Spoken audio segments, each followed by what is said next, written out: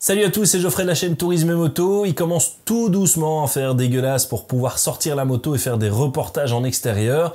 Et parce que vous avez été quelques-uns quand même à me poser la question, eh bien on se fait une petite vidéo en intérieur où tout simplement, eh bien je vais vous présenter le matériel qui nous permet de faire des vidéos Tourisme et Moto. Allez, c'est parti.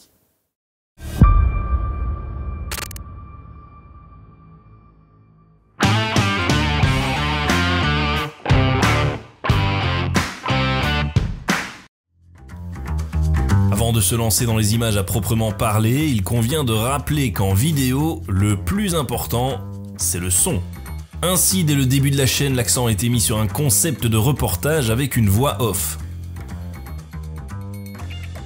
Et pour avoir une voix claire, propre et audible, nous avons opté pour un micro Audio-Technica AT 2020 à direction cardioïde, c'est-à-dire qu'il ne prend le son que devant lui. C'est avec ce micro que je vous parle en ce moment même.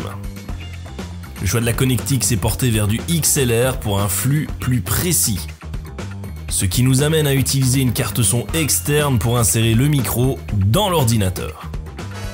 C'est dès lors vers une des références du marché que nous nous sommes tournés avec la Scarlett 2i2 de chez Focusrite. Le maintien de ce micro se fait sur un bras réglable qui, avec son mousse anti-pop, nous donne un look radio pendant les lives. L'ensemble micro, bras et câble se chiffre à 150 €, auquel il faut rajouter le prix de l'interface Focusrite à 171 €. Bon, en fait, j'avais déjà le Focusrite depuis un certain temps. Vous vous rappelez, dans un live, je vous avais dit que par le passé, j'étais musicien. Pour compléter le set son, notamment lors des facecam ou dans le casque à l'aide d'un enregistreur externe, comme un téléphone par exemple, un petit micro-cravate Boya BY-M1 à 19 €. C'est celui-là. Une fois le son entré dans la machine, il s'agira de pouvoir l'entendre ressortir. Pas de casque ni d'écouteurs, mais des enceintes Edifier R1280 dB de part et d'autre de nos moniteurs. Alors l'idéal, ça reste évidemment un casque, mais l'idée c'était que je puisse aussi écouter de la musique quand je bosse sur d'autres choses dans mon bureau. Dès lors, des enceintes, c'est plus sympa et les Edifier ont la particularité d'être un mixte entre des enceintes de studio et des enceintes de salon. Donc c'est pas des enceintes de studio, c'est pas des enceintes de bureau, mais ça fait le taf pour les deux.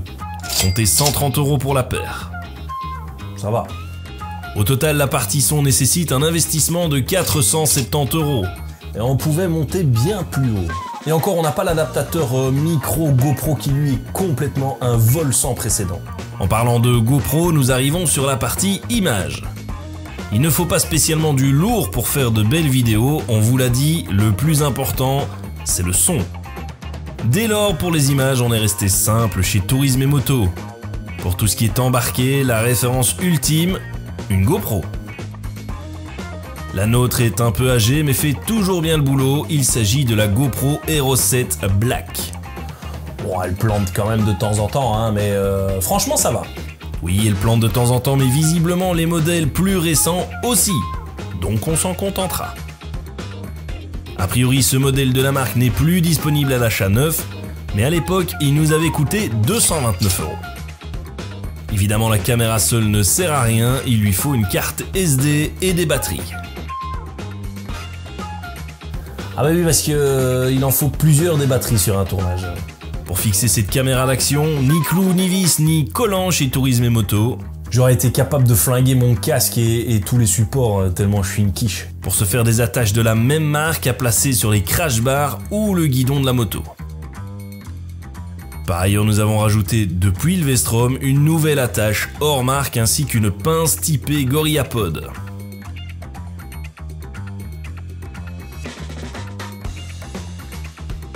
À tout cela, nous avons opté pour une fixation à sangle pour le casque.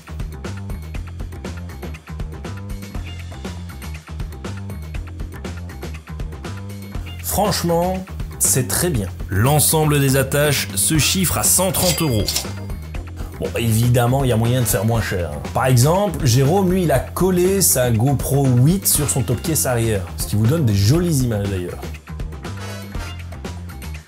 Si l'ensemble des vidéos était tourné avec la GoPro au début de la chaîne, très vite nous avons voulu une vraie caméra pour les plans des lieux.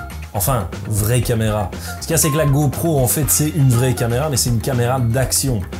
Par contre, celle qu'on a choisie, elle, à la base, c'est pas une vraie caméra. En effet, c'est avant tout un téléphone. Mais son choix était dicté par la possibilité de faire des vidéos. Et ce téléphone, c'est l'iPhone 11 que nous avons acheté à l'état quasi neuf mais reconditionné au prix de 665 €. Il me sert aussi pour d'autres choses. Bah, le Snake est pas mal dessus. Pour plus de fluidité, nous avons rajouté un stabilisateur DJI Osmo Mobile 3 au prix de 117 €.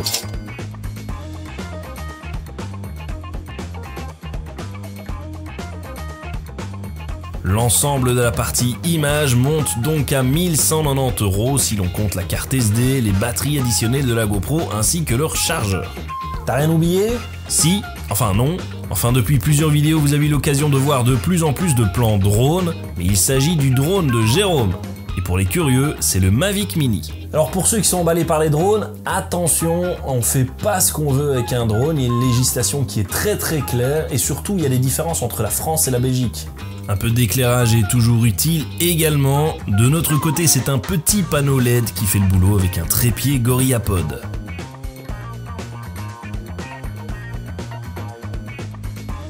Enfin, tout ce matériel ne servirait pas à grand chose s'il n'y avait pas une machine pour recueillir l'information, en gros un ordinateur. L'idée ici n'est pas de décliner tous les composants de notre bête, mais sachez que pour utiliser nos programmes de montage et de graphisme, il vous faut un truc qui carbure au vitriol. Bon après si la config de l'ordinateur vous intéresse, vous le mettez en commentaire et puis on vous répondra. Justement en termes de programme, une seule suite est privilégiée, la suite Adobe, ou Adobe en bon français.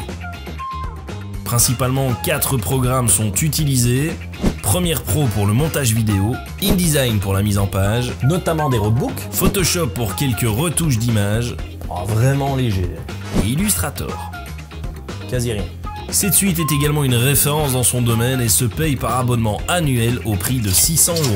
Bon avec ça, on a encore beaucoup d'autres programmes, l'avantage c'est que tout est mis à jour tout le temps. Enfin, dernier programme utilisé, qui n'est pas un programme mais une plateforme en fait.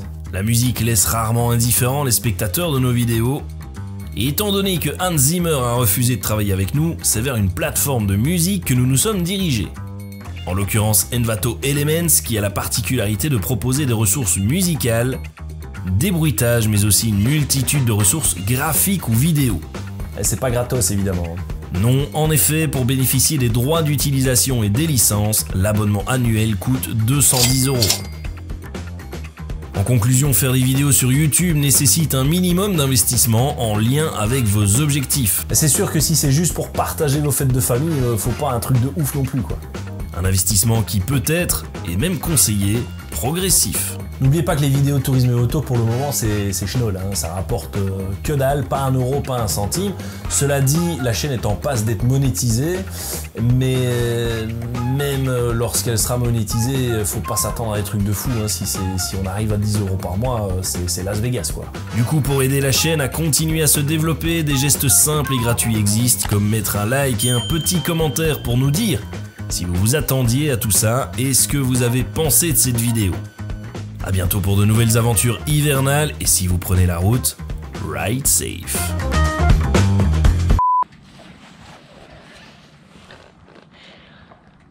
« 20 minutes pour foutre cette putain de caméra.